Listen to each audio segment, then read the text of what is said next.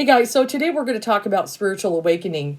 So I want to point out this is a friend of mine, and I was just about to do one video, but then I accidentally said something and I have to start over. But I think I need to start out with her. Let me talk about this. So when I was on the path, I was awakened. I was I was into the tarot cards. I was into the oracle cards. And everything. I was doing the Buddhism and the Zen and everything. I was studying the Toltec. I was really into the spiritual path. But at the same time, my physical world was not the greatest. At that time, I was a single parent mom. I had two little kids. I'm trying to raise them. I was working two jobs, and I was working about 70 hours a week for 2 years. I was about at the breaking point, and I did end up having a breaking point. But one night, when I was working in the store to do my part-time job, I was just going through cleaning up after people, and they just absolutely made me mad. You just hate everybody when you work retail and people are sloppy. You understand. So, and I was just at a real low point that night. I was at a real low point. And then I came across this one. I came across her sitting on a shelf staring at me. And I looked at her, and as you could see, she looks perfect. She looks so peaceful and heavenly. And she looks like she's got it all together, right? She's seated perfectly. But there was this calm that came over me when I saw her. I just instantly felt calm. All the chaos of this store and all these people running around and being crazy and making messes and everything like that just went away.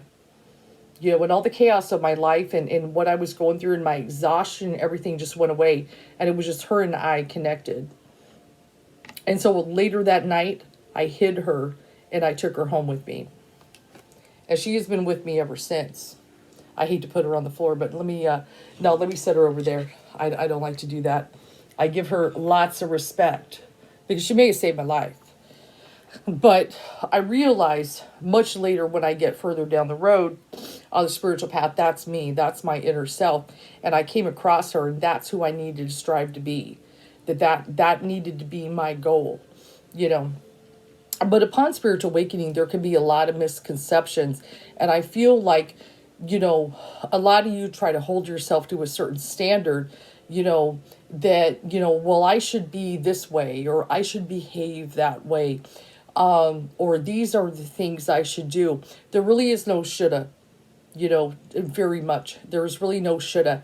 Everybody's process and awakening is going to be different. You're all at different stages in your life. In the game, you have different experiences. So how it is for you, everybody's a little bit different. And that's okay. We're not all meant to end up in the same place. We're not all meant to do the same thing. And we don't all have the same mission. So we're all going to be a little bit different. But there are some similarities. One of the things is upon spiritual awakening, when it does happen, for me, it happened. I was also at another low point. It happened before that. But it just I had the Kundalini awakening. Everything just kind of broke. So I went through the bliss period. I did go through the bliss. Oh, wow, everything is connected and everything is beautiful and everything is love. And, I went through all that, sure. But that's not where it ends. That's just the beginning. And that's what people need to understand.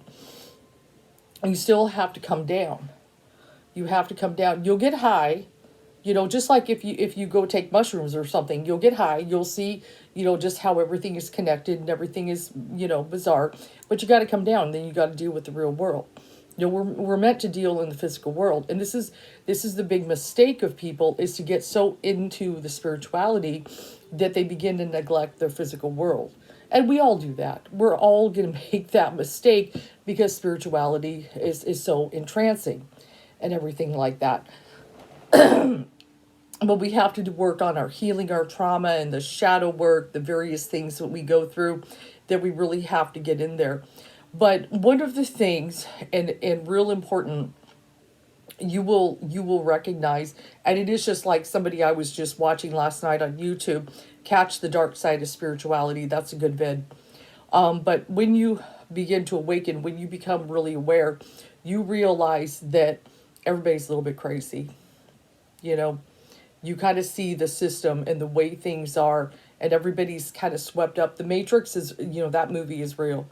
Okay, everybody's kind of plugged into the matrix. We're kind of born, and sure, we're given our number, we're given our social security number, we're given a name and everything. We're given certain parents, and they raise us a certain way, and they pretty much put us in school and they educate us and everything. When we all kind of are supposed to learn the same, similar things. Our parents may put us in church, some of them may not, but we may inevitably find ourselves going there. Many of us do. We're kind of taught in society, especially here, other countries are different, but that is the religion, is Christianity. That's the one you go to if you want any kind of spiritual life. That is pretty much, everybody points that way.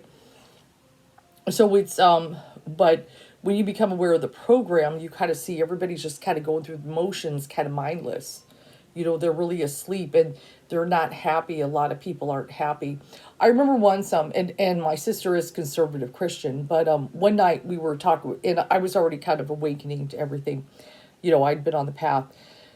But I remember her talking to my kids, and they were little, and she was talking to them, and she's like, yes, you go to school, you work hard, you get your degree, but then, you get out there, you get a job, you start a family, have kids, and everything like that. When you work real hard, inevitably you retire, then maybe you could go do some things. And my kids were like, is that all there is to life? And she's like, yeah, pretty much. Because she had the philosophy that everything gets real good when you die. You go to heaven, right? But earth is just, that's all you do. And they look so disappointed and just crushed, and I'm sitting there looking at it like, oh man, I got to have a talk with these kids, because that's just not the way it is. That's not the way it is. Life is meant to be enjoyed. And that's one of the things the Dalai Lama says is the purpose of life is to be happy. It's not that. It's not that. That's not all there is to life. Those are important things, though. Get married, have kids, get a good job. Those are important things. We've got to take care of ourselves. But life is meant to be enjoyed and lived and stuff. That's why families need to get on vacation, and go explore the world and everything. Get out there, and make something of it. But one of the things, especially upon spiritual awakening, is to help other people during their times, to help them to awaken too. And help show them that there is a better way when they're in the thick of the darkness, that there is a way out, that it's not always going to be that way. Just like many of us we went through those dark areas. Maybe it was a dark night of the soul, if that is what you identify with, or you went through a dark period. Maybe your marriage started tanking, various things, or maybe the family really started getting you, whatever it may be. But we all kind of have our dark moments that we got to get through. And many of you did get through them. Some of you may be in it right now, but inevitably we will get out of there. Inevitably it passes. And one of the things is, us awake people can be the cheerleaders and let you know there is more to this, and you're not going to be there forever and stuff like that. You don't have to be there forever. You don't have to be stuck or anything like that and everything. You don't have to be. You don't have to be. But in that moment, when I found her, I just sit over there, I was pointing the wrong way. When I found her, I realized something. I want to show you guys something. I'm going to show you something, then I'm going to talk about it. So I'm going to just sit here and I'm going to go into meditation mode for just a couple minutes.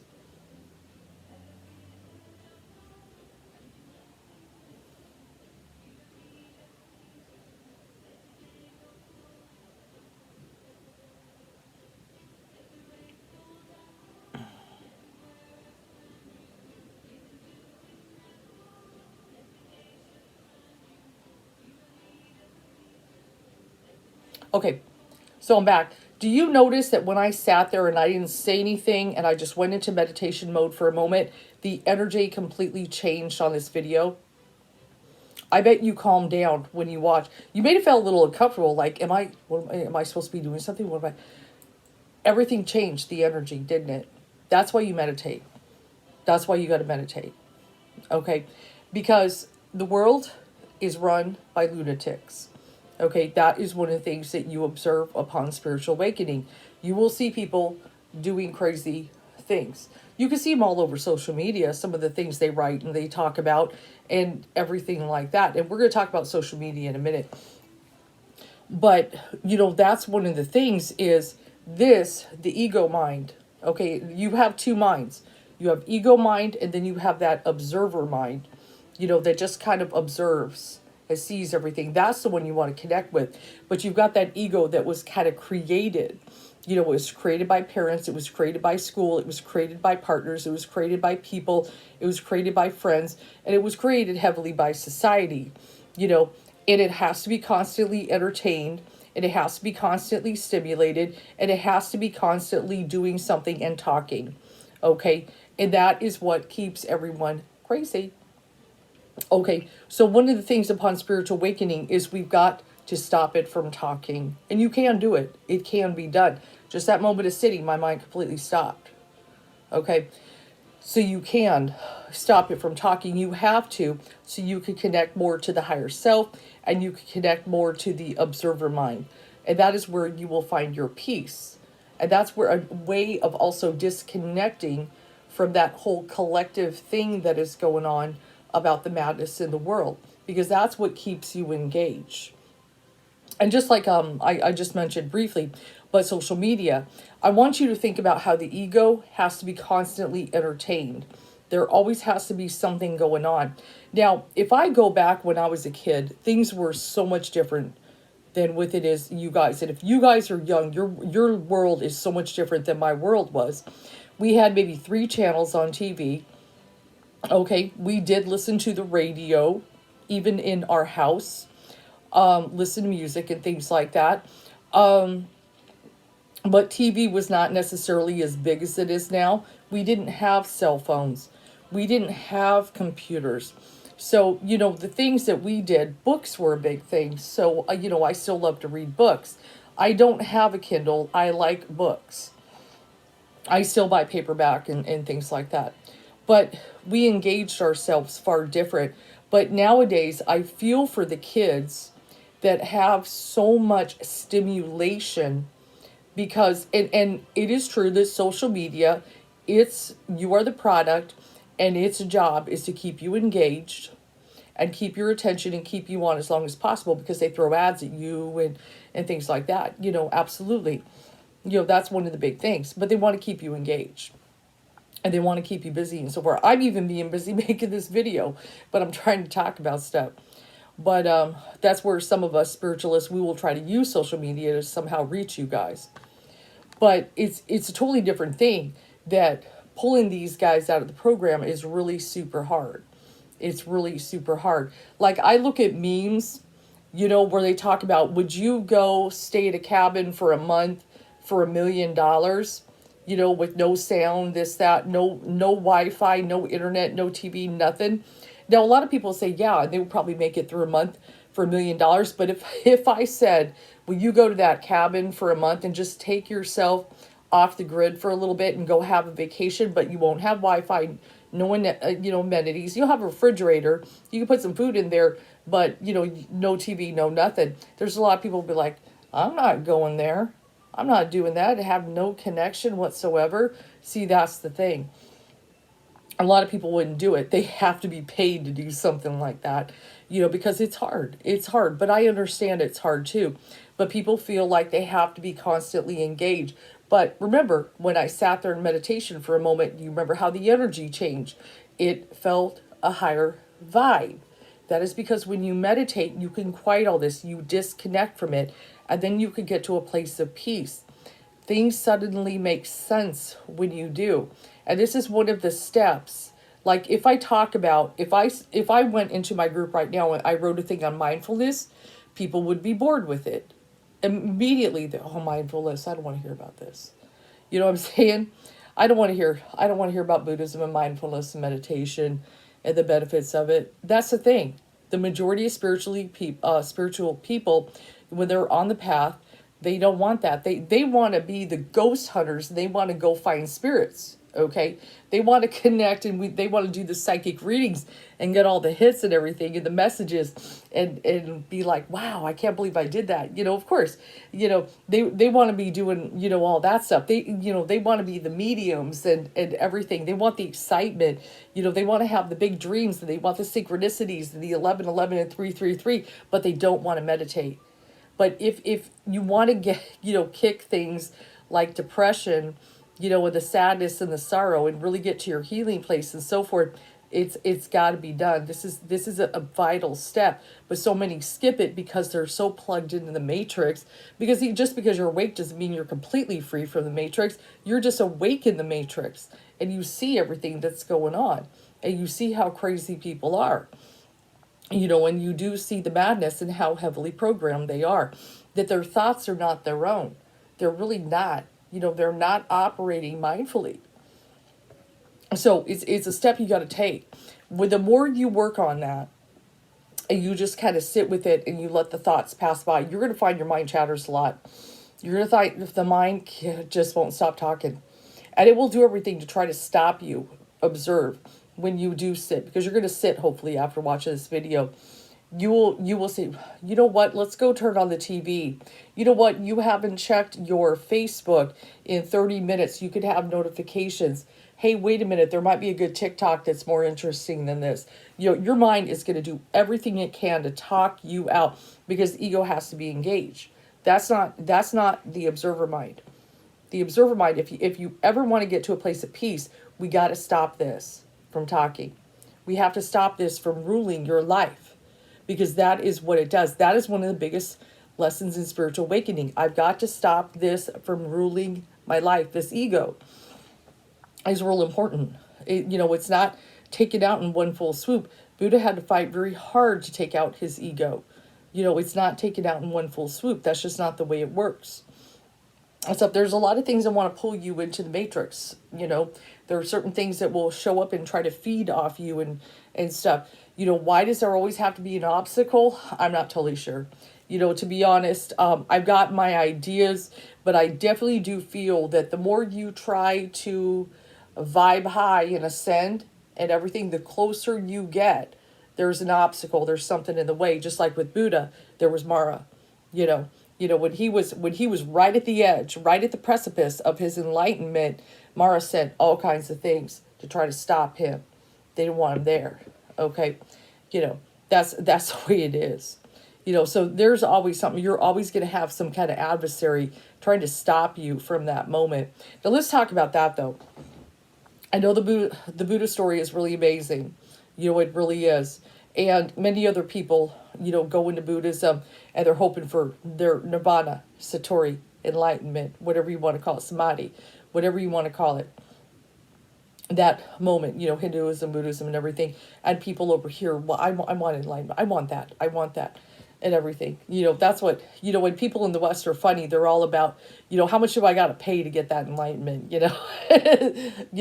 But the thing about it, I have completely dropped any kind of pursuit of enlightenment myself, making that the goal. You have to.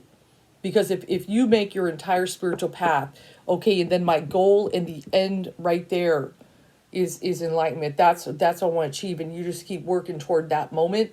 It's just you're gonna miss all the scenery on the way of the road. There's a scene in the book. It's in the book, and it's also in the movie Peaceful Warrior. Way of the Peaceful Warrior is the book, and everything, and so anyway. In the he does all kind of teaching of him to become a warrior and everything, and I know what is Dan's last name. Oh my God, I'm forgetting the author's name. I'm so sorry, but if you look it up. So anyway, so the teacher takes the student. He takes them on a mountain. They're walking up a mountain and everything. The whole day, we're gonna take the whole day going up the mountain. This, that. We're gonna, have a really magical moment. There's something at the mountain waiting for you, and they're all excited, okay, when I get to the mountain, I'm going to have this kind of epiphany, I'm going to have this moment and everything. So they're enjoying everything, having a good time, climbing this mountain, talking about life, just various things, just having a good time together. And then they get to the top of the mountain. And so then Socrates, which is the teacher's name in the book, he points to a rock and he goes, there it is.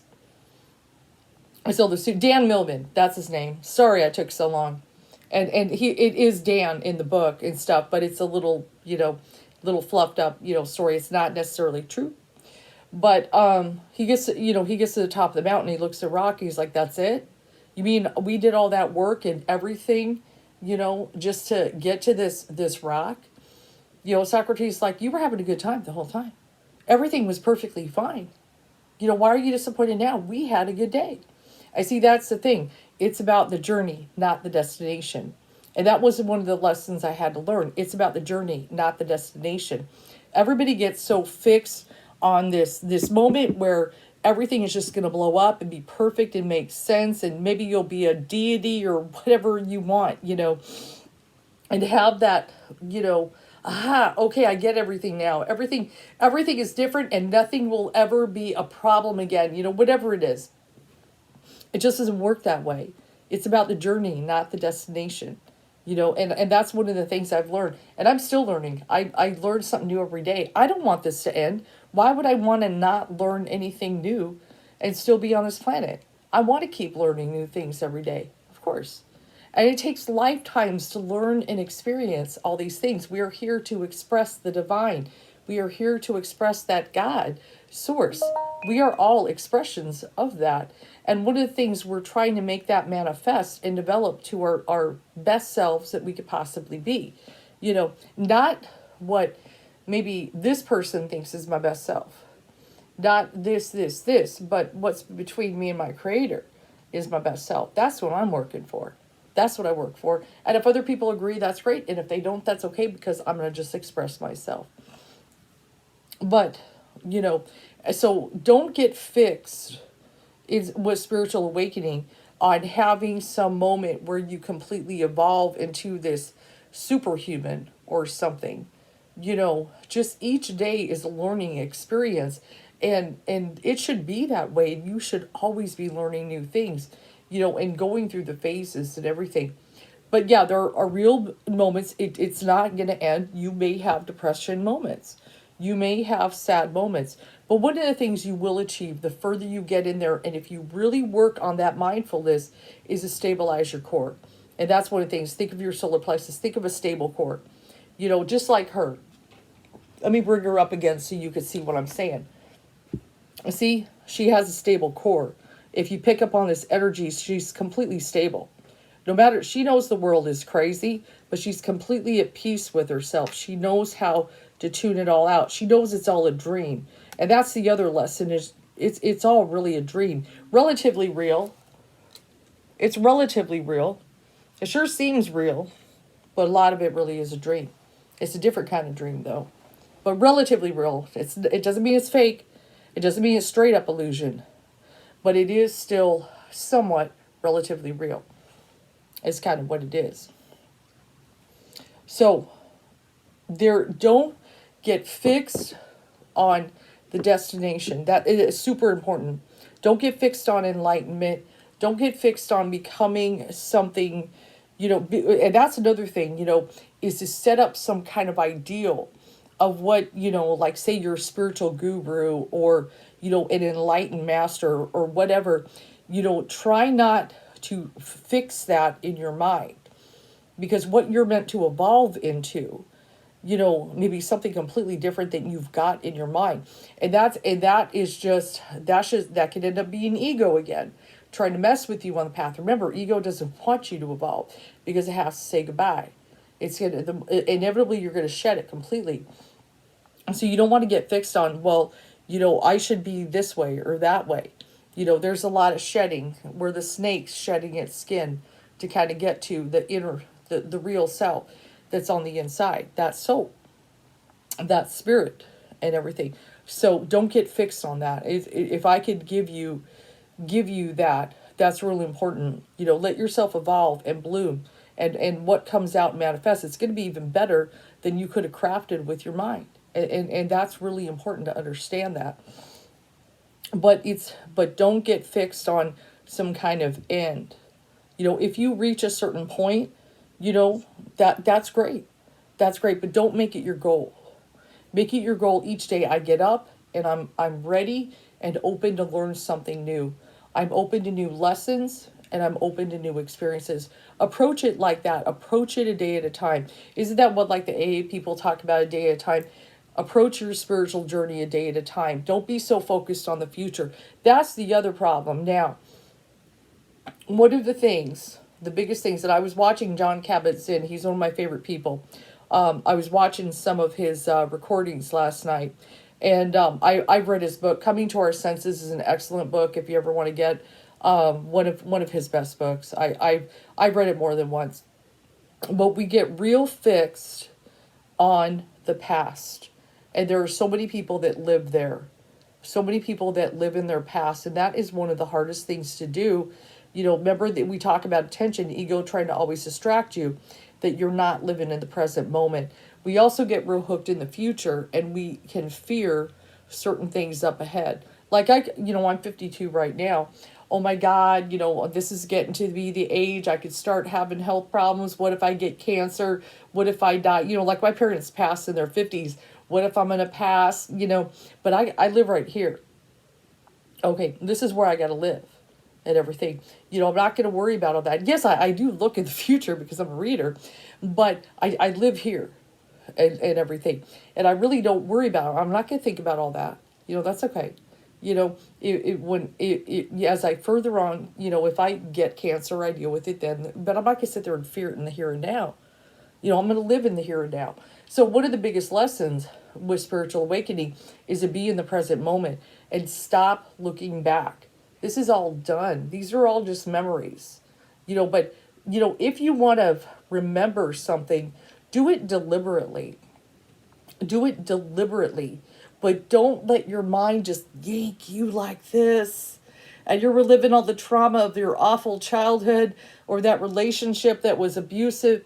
You're living, and I know people have suffered real bad things, sexual abuse and the various things, I understand. And that's one of the things we want to break that, right? We want to live right here.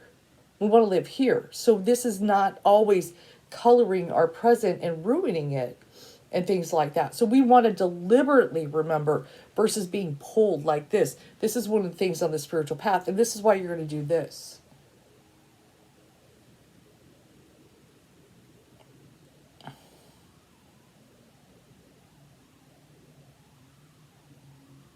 See, this is why you got to do this, because that is what the mind does. It with all the stimulation, with the way it was trained, the way it was taught, because of society, you will live in the past. And some people live there and never get out. We want to be here. We don't want to be all worried about the future. And there is a saying, and I have it up on my page. If you want to know your past, look into your present conditions. If you want to know your future, look into your present actions. You got to live here. This is part of spiritual awakening, to learn to live here, in the here and now. This is one of the biggest things you could do. Right there, you're going to free up a lot of your mind. Just like if you go in and you start cleaning space in your computer or your phone, you start deleting old files and everything. It's kind of like that. And all of a sudden your phone performs so much better because you stop being weighed down with all this stuff that you did not need in your mind and stuff. We can't necessarily erase, of course, memories, but we can kind of put them away, to the point, like I said, where we deliberately, okay, I will deliberately look back and examine this, but I'm not going to be pulled like this and have this overtake me. You can do that, and that is going to work on with meditation and mindfulness. However you want to do it. If you want to have music, play some peaceful music in the background, that's totally fine.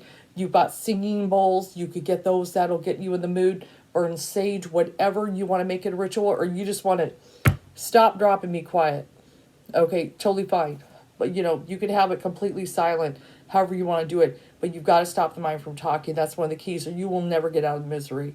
You will never get out of the misery. It's one of the big things. I got to live here. This is where I got to live. This is where I be. And I'm telling you, it gets so much easier once you do that. You will lead a much happier, stress-free, and fearless life if you could live right here. It's not, You can have the bliss and you can have the magic. So I'm not going to try to say there is no magic. Oh yes, there's magic. There's plenty of that, especially a lot of my spiritual people. That's one of the things I learned. Sometimes, I love the signs and the synchronicities and the experiences, absolutely, and stuff like that. We want to have those. Those get our attention. That's just, spirit is absolutely magical. But, what you think is magic and what maybe I think is magic is one thing. Like, one of the things, like if I go to Sedona or something, oh, it's all over, or going to Mount Shasta. When I went there, it's absolutely there. Certain places you could go are very magical, and everybody should go and visit at least one magical place in their life. They really need to do that. And everything, going and sitting by a river, it does not have to be boring. It can be magical. I know everybody wants, and they look at the phone and they do this and they distract themselves and they're missing. All this magic is right there. It's right there. Let's pull some cards on this. I'm kind of being drawn.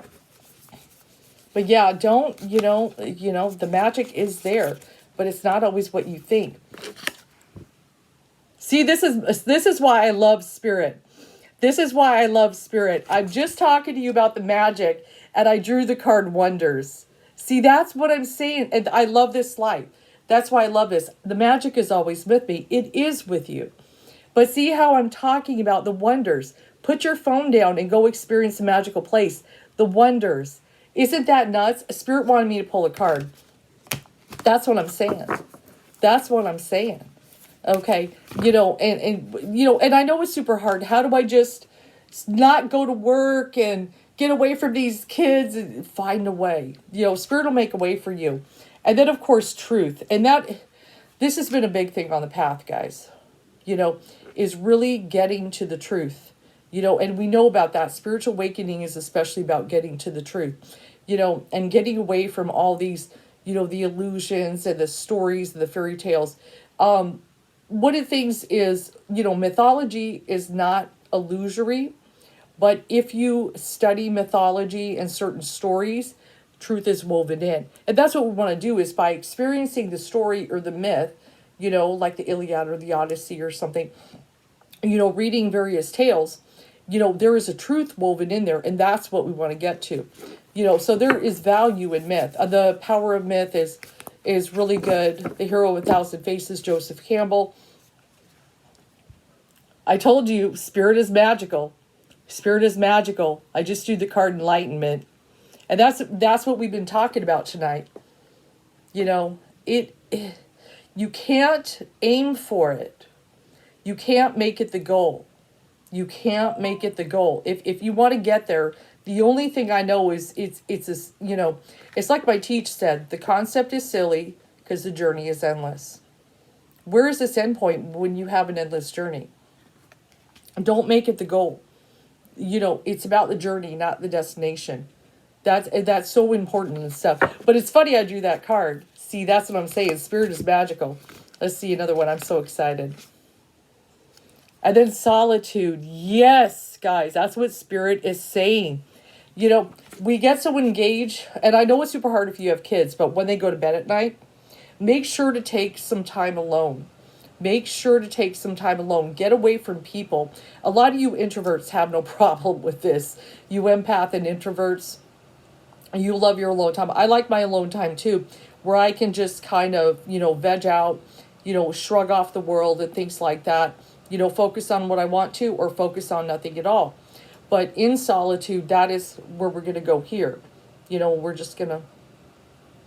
going to have that moment of peace and quiet. So yes, we're heavily stimulated constantly because there's so much trying to distract us and get our attention. And that's what we got to do. I drew it again, Enlightenment. Let me divide the take. Spirit really wants to emphasize. I've got the card Taking Risks. That is kind of a big one on the path. Love the background in that one. Sometimes, we do want to be careful with that. Sometimes to really push ourselves, we may have to take some risks, do some heavy pushing, do some heavy pushing and work and stuff like that. But, I know, like the Golden Dawn, the Ceremonial Magicians, they definitely did that, using the Tree of Life and, doing the pillars and everything and the keys. and working on that was a real quick road to enlightenment, you could say. There are a lot of risks. Not everybody makes it on a path like that. I wouldn't say go that far necessarily taking risks, but sometimes you do have to kind of push yourself, you know, and everything like that on the path. That is true. Sometimes we got to take a little bit of a risk if we really want to get there and stuff. Another thing too, I think I kind of think of the taking risks is some of you on the, once you get on the spiritual path, many of you want to pursue it like a career in some way. Maybe you want to be the Reiki healer or the reader or various things that are out there and so forth, or open that little spiritual shop and various things. And you may need to should I quit my job and go all in and go for my passion? A lot of people should, because how are you going to know? But once you get in alignment with your passion, and this is what I try to teach you guys, and what spirit wants you to be doing, then everything is gonna work. It does. I'm not saying it's without challenge. There's going to be challenge because if something is worth it, it's worth fighting for. But still, it'll work. It definitely will work. But yeah, that's a little bit some of the lessons that I really have on it. There is still magic. I feel like spirit's like, let me show them a little few magic. Let me show them a little magic. As it is an exciting path. There are those moments. Absolutely, we love the signs and the synchronicities, but we gotta live here. If I could teach you guys one thing, especially quiet this, live here, because we gotta stop that ego from talking. That's the thing that makes you miserable. That's the thing that puts you in a depression, and drags you down, and you just don't get free of it. And it's real hard. It's real hard to fight because it's you. It is you. It's a part of you. Let's, I guess, put it that way. It's not the whole of you, absolutely. Or else there'd be no way out. Okay, there would be no way out of the maze. So it's not 100% you, but we do got to quiet it and so forth, definitely. So, but yeah, please, please, please, if I could teach you one thing, with awakening yourself, don't focus on enlightenment. Don't make it the end all goal. Enjoy the journey each day. Approach it daily. What lessons can I learn today? What new thing can I learn? Maybe, read a certain book or something, sit with something. Watch your distractions. Watch those things that are always trying to get your attention, because there are things that are trying to sway you off the path. It's very true. It's very true. There are things that will try to sway you off the path because they don't want you to get to the goal. Because we all have to have an adversary in the story, right? This is your story. Just like Buddha had their story and they had to have an adversary. Jesus had a story and they had to have an adversary. Well, you and your story have to have an adversary, and you will figure that out the further you get down on the path. You will figure out what that is. I do hope you've found this enlightening.